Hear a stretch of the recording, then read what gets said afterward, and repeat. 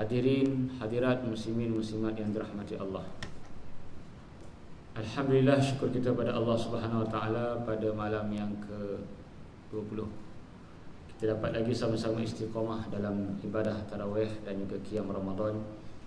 Mudah-mudahan Allah berikan kita taufik, hidayah, kekuatan untuk terus istiqamah dalam ibadah-ibadah pada bulan Ramadan, insya-Allah.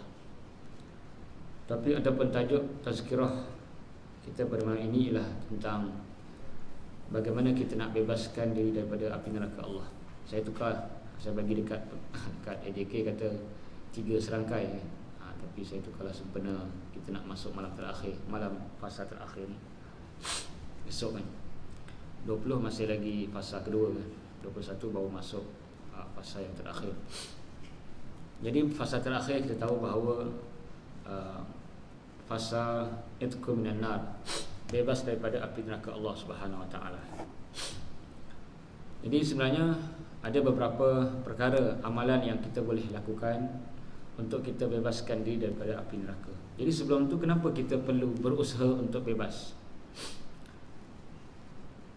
Kerana neraka Allah Subhanahu Wa Taala sangat dan amat dahsyat. Wala adzabul akhirati asyaq. Allah sebut azab siksaan Allah sangat asyaq, sangat keras. Dalam neraka bukan hanya Allah seksa dari segi fizikal, malahan mental, ditorture cukup-cukup. Antaranya yang menunjukkan kepada mental ahli neraka diseksa, Allah sebut dalam surah At-Taubah, A'udzubillahi minasyaitonirrajim. Yauma yuhma 'alaiha fi nari jahannam fatukwa biha jibahuhum wa junubuhum wa zuhuruhum hadza ma kanaztum li anfusikum fadhuqu ma kuntum taknizun. Pada hari kiamat Allah SWT menyeksa orang-orang yang tidak membayar zakat. Zakat emas dan perak, zakat harta, zakat wang simpanan. Dengan dilayurkan emas dan perak yang dikumpul di dunia, dipanaskan di atas api neraka, kemudian disetrika. Yang pertama, disetrika pada dahi-dahi mereka, kemudian junubuhum, iaitu lambung ataupun rusuk mereka, dan yang ketiga adalah belakang zuhuruhum. Sambil diseksa, sambil dikatakan pada mereka sebagai seksaan mental, fazuku, rasakanlah harta yang kamu simpan, supaya rasa menyesal terbit dalam diri orang yang diseksa. Menyesal tidak keluarkan zakat, baik zakat harta, zakat perniagaan. Apa bezanya? Zakat harta wang, zakat perniagaan barang. Ramai lagi yang masih keliru. Wang zakat harta, barang zakat perniagaan. Dan yang kedua, ayat Allah SWT yang menunjukkan seksaan mental ahli neraka dalam surah Al-A'raf ayat yang ke-50. A'udzubillahi minasyaitonirrajim. Wa nada ashabun nari ashabal jannati an afidu alaina minal ma'i aw mimma razaqakumullah. Qalu innallaha harramahuma 'alal kafirin.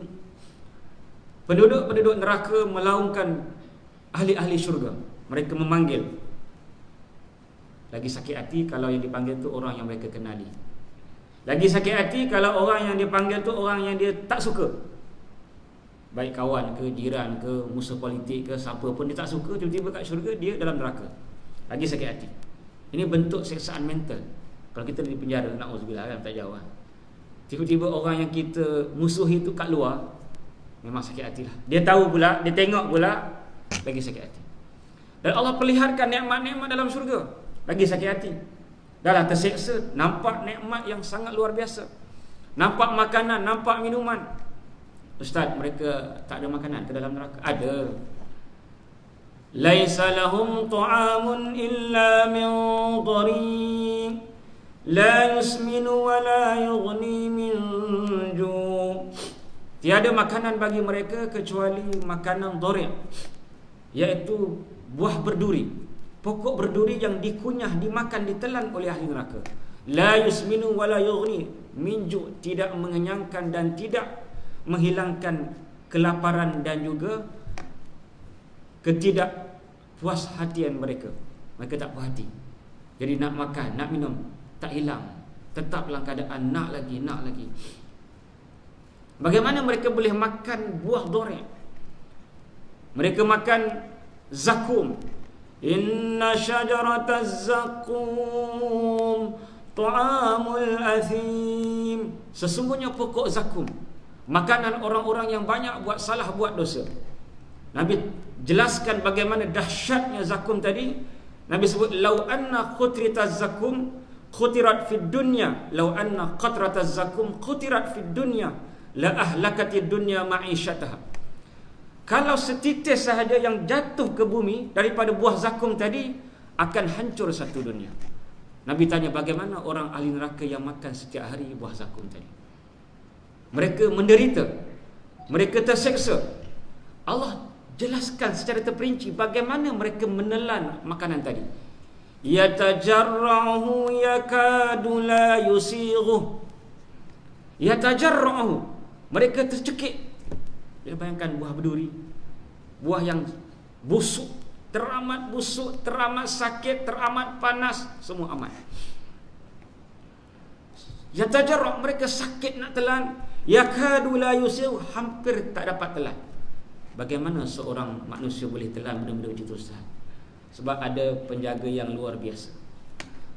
Alaiha malaikatun ghiladun shidadun la ya'suna ma amara Allah wa yaf'aluna ma yu'marun. Malaikat yang menjaga neraka ghilas, keras, syidad, kasar, tegas. La ya'suna ma amara Allah, tidak, mereka tidak akan engkar apa yang Allah perintah. Apa sahaja Allah perintah, mereka akan buat, mereka akan lakukan. Jadi malaikat sumbat, tak nak disumbat, dituang air panas. Wasuqu ma'an hamiman faqatta'a am'a'ahum, dan diberi minuman hamim, air yang sangat panas, maka memutuskan segala usus-usus dan organ-organ dalaman. Masalahnya, sakit nak mati tapi tak mati. Sakit nak mati tapi tak mati. Wa ya'tihil mautu min kulli makanin wa ma huwa bimayyit. Dan kesakitan datang setiap jusuk, setiap part of body kita. Body ahli neraka tadi datang, semua sakit, luar dalam sakit. Kita satu sakit cukup, sebatang gigi dah cukup merana, tak layan lah kan. Kawan kita kata, Man, tu sebelah tu janda bau hilang suami kan, kau tak nak tengok? Janda tak janda, anak dara ke siapa ke, tak kira lah. Makan sedap, kau tak nak ke makan sedap ikan siakap, ikan apa, siakap, ikan apa lagi, ikan sedap ikan jenahak, ikan kerapu, tiger grouper kan, mahal. Separuh pun dah beratus, tuan-tuan lah. Tapi tak nak makan apa pun sedap, sebatang gigi sakit tak lalu. Perempuan cantik pun tak hirau. Tapi ini bukan sebatang gigi, semua batang gigi, semua juzuk. Wa ya'tihil mautu min kulli makan. Kesakitan yang amat sangat, tak pernah didapati di dunia. Satu badan luar dalam sakit.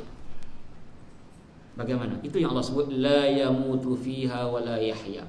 Tidak mati dan tidak ada hidup yang menyenangkan. Hidup. Kenapa Allah sebut tak hidup? Bukan. Kenapa Allah tak sebut tak mati? Kenapa Allah sebut tak mati? Salah soalannya. Tak hidup. Salah soalan, hidup. Confused. La yamutu fiha wa la yahya. Tidak mati dan tidak hidup. Tidak mati, kita jelas, tak mati, hidup selama-lamanya. Kenapa Allah sebut tidak hidup?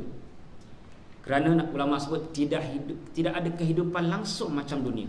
Kenapa? Sepanjang masa, setiap saat sakit yang tak berhenti. Tidak ada masa rehat, tidak ada masa lawatan macam di penjara, tidak ada masa untuk bersenang lenang. Tadi saat-saat yang sakit hati tadi, Allah cerita tentang bagaimana dia nampak ahli syurga, dia nampak lagi-lagi orang yang dia kenal lagi sakit hati. Nampak jiran, nampak kawan, nampak bapa saudara, siapa-siapa lagi lah yang dia kenal. Dia minta makanan. Wa nada ashabun nari ashabal jannah. Ahli neraka minta kepada ahli syurga. Apa yang dia minta? An afidu alaina minal ma. Minta air.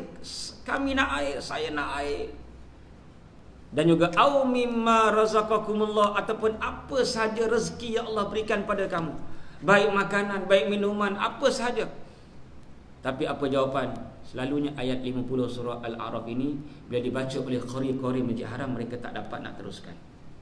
Tuan-tuan biasa dengar kalau pergi Masjid Haram dia akan menangis. Ini ayat yang sangat popular. Qari-qari, imam-imam, antaranya saya mendengar Sudais dan banyak imam-imam yang lain stuck, tersekat, tak mampu nak teruskan.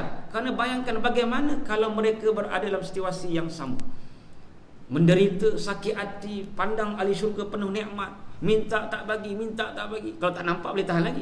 Ini dapat lihat. Qalu, mereka menjawab, innallaha harramahuma 'alal kafirin. Sesungguhnya Allah mengharamkan keduanya, air dan rezeki, kepada orang-orang yang ingkar, orang-orang yang kafir. Jadi ini masanya tuan-tuan. Ini masanya untuk kita fokus ibadah. Bertahajud, qiyamul lail, fokus. Puasa, fokus. Puasa yang benar-benar merasai kesusahan orang-orang yang susah. Ada satu kisah tuan-tuan. Bapa dengan anak tengah berbuka juadah yang sangat banyak. Macam biasa. Tiba-tiba anak tanya, "Bah, kenapa kita puasa?" Budak kan. Ayah pun jawab skema lah. Klise kan.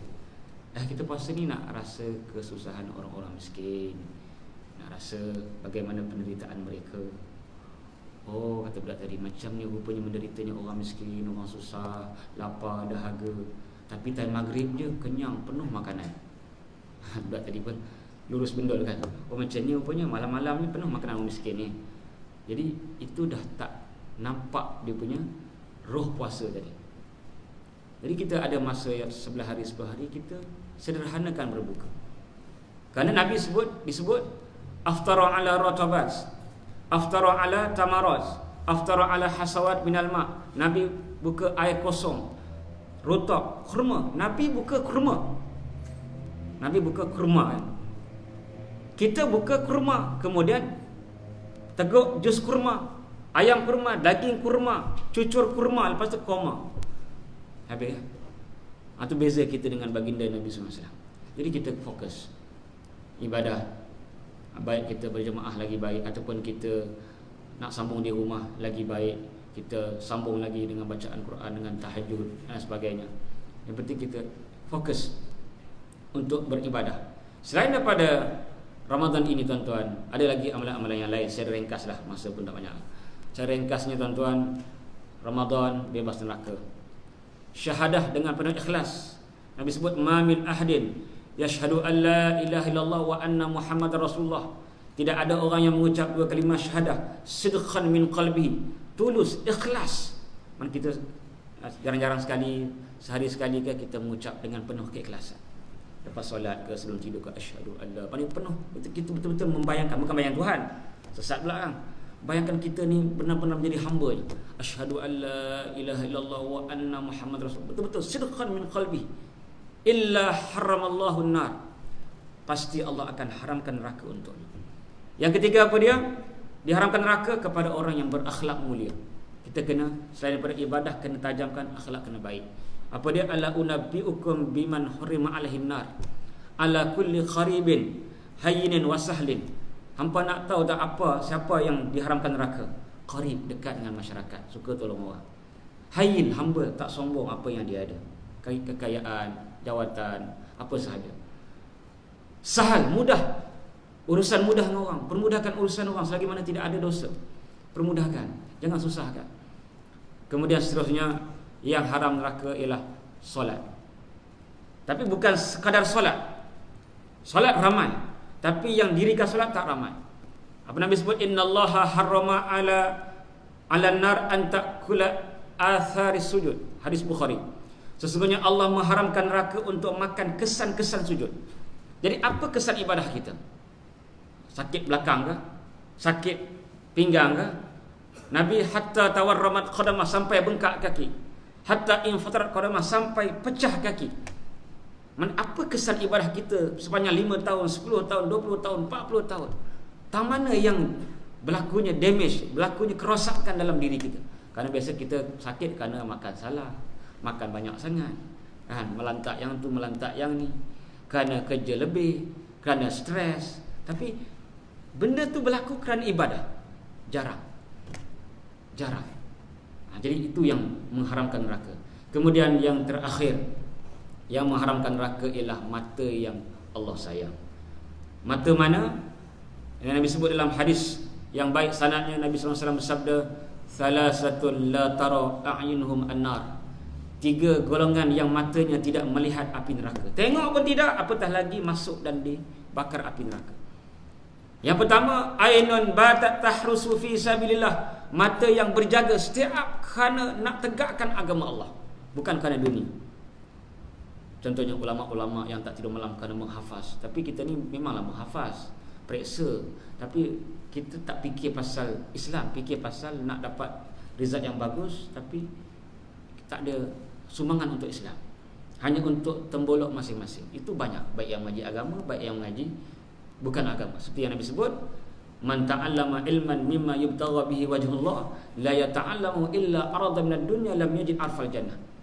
Sesiapa yang belajar sepatutnya menuntut ilmu kerana Allah, tapi dia belajar kerana habuan dunia, semata-mata sijil, jawatan, pangkat, lam yajid arfal jannah, bau syurga pun tak dapat. Bau syurga pun tak dapat, masuk celah mana? Belah mana? Bau syurga pun tak dapat.